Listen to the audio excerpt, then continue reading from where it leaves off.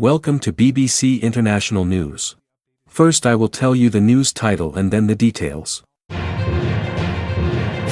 Great news, Raisi's death. How safe were U.S. helicopters? Top news, there was no signal from the helicopter carrying Raisi. Update news, burial on Thursday, morning procession going on. Listen to the news title so far, now listen to the details. Raisi's death. How safe were U.S. helicopters? The country's President Ebrahim Raisi, Foreign Minister Hossein Amirabdollahian, and several other senior provincial officials were killed when a helicopter crashed in the Tabriz area of northwestern Iran last Sunday. The helicopter carrying President Raisi was a Bell 212 model. This U.S.-made helicopter was bought by Tehran in 1979 before the Islamic Revolution. As such, it is quite old. Earlier, this model of helicopter was involved in an accident in Iran. No one in the helicopter survived the incident on Sunday. Iran has started an investigation into the incident. But before that, questions about the use of the helicopter began to arise. In 1968, the Bell 212 model helicopter flew for the first time in the sky for military use. It was built in Fort Worth, Texas, USA. Then in 1988, its factory was moved to Mirabel, Canada. Later, its production was stopped in 1988. But there were already concerns about its safety. In 2021, Canada said it would no longer use the Bell 212 model helicopter. Canada made such a decision after an investigation on Bell 212 revealed various mechanical errors during the flight of this helicopter. The special features of Bell 212 helicopter are that it is durable and easy to operate. So it started to be used in civil communication as well. The Bell 212 model helicopter has the capacity to carry 15 passengers, including the crew. It can be used in firefighting as well as military use. Raisi's helicopter was also converted to carry 15 passengers. The Bell 212 helicopter can be flown by one or two pilots. It is 17.41 meters long and 3.83 meters high. Its empty weight is 2,962 kilograms. It can fly with a maximum of 5,080 kilograms. It has two fans and 1,300 kilowatts engine. Each of its wings is 14.63 meters long. The helicopter can normally fly at a speed of 190 kilometers per hour. But in special cases, its speed can reach up to 220 kilometers. It can fly up to 439 kilometers in one go. Apart from this, it is capable of reaching a height of up to 17,388 feet. Lack of maintenance, spare parts. Iran has long been under U.S. sanctions over its nuclear program. This made it difficult for them to get U.S. parts and maintain them. It has also created a shortage of essential parts in the country. Even after the fall of the Shah through the Islamic Revolution in 1979, Iran has been using U.S.-made aircraft, helicopters, and warplanes. Many are still in Iran's fleet. However, due to the U.S. sanctions on Tehran after the revolution, it became difficult for Iran to buy these repair parts. The crashed helicopter carrying Iran's president is believed to be 45 years old. Iran's military has 10 such helicopters. Former Iranian Foreign Minister Mohammad Javad Zarif blamed the U.S. for the deaths of Iran's president and top officials.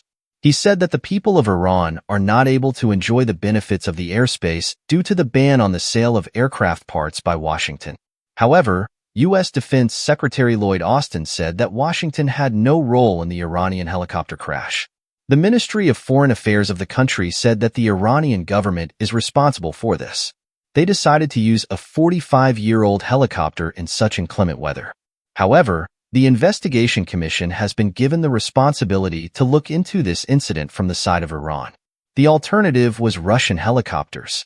Experts believe that Iran could have used Russian helicopters instead of old U.S. helicopters. Richard Abulafia, an aviation industry consultant, said that because of the sanctions on Iran, they are buying parts from the black market or the bootleg market. But they had the option of using Russian helicopters as an alternative. But they did not walk that way. Abulafia said, Iran is justifying sanctions, that is right. But there was no ban on Russian helicopters. Russian helicopters are very good in terms of quality. It was not right for them to let the president travel in an old helicopter like the Bell 212. Abdullahian said that the Iranian authorities are using sanctions to cover up their incompetence. They could have bought the Russian Mi-17 anytime. Russian President Vladimir Putin uses this helicopter. Abdullahian also questioned whether the maintenance required to fly the old helicopter is done properly or not. He said, Bell 212 is a very old model. Many of its essential parts are available in the black market. A half-century-old helicopter, if perfectly maintained, is fine.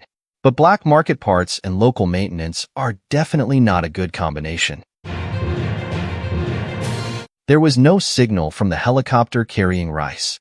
An investigation into the crash of the helicopter carrying Iranian President Ebrahim Raisi has begun. Major General Mohammad Bagheri, the head of the armed forces, directed a high-level team of Iran to investigate. In the meantime, Turkey has given sensational information that the transponder for sending radio signals was not present in the crashed helicopter or was turned off. The helicopter crashed in Varzagan area of Iran's East Azerbaijan province last Sunday afternoon. In addition to Raisi, Iran's Foreign Minister Hossein Amirabdollahian and 6 passengers were there. The crashed helicopter was found inside the inaccessible mountain forest on Monday morning. After that, Tehran confirmed the death of all passengers. The investigation team formed yesterday is led by Brigadier Ali Abdullahi, an Iranian army officer. The team has already reached the spot and started work. They will submit the report after the investigation. Meanwhile, Russia has offered cooperation in the investigation and said that they are ready to provide all kinds of assistance to find the real cause of President Raisi's death. There was heavy fog and hostile weather at the time of the helicopter crash on Sunday. Based on that source, the official media initially said that the helicopter crashed due to bad weather. In addition, the U.S.-made Bell 212 model helicopter was quite old. Iran could not import the necessary equipment for the helicopter from that country for several years due to the decades-long U.S. embargo. Earlier in April 2018, a helicopter of the same model crashed in Iran. Russia blames the United States. Turkey said the helicopter carrying Raisi did not have a radio transponder or was turned off.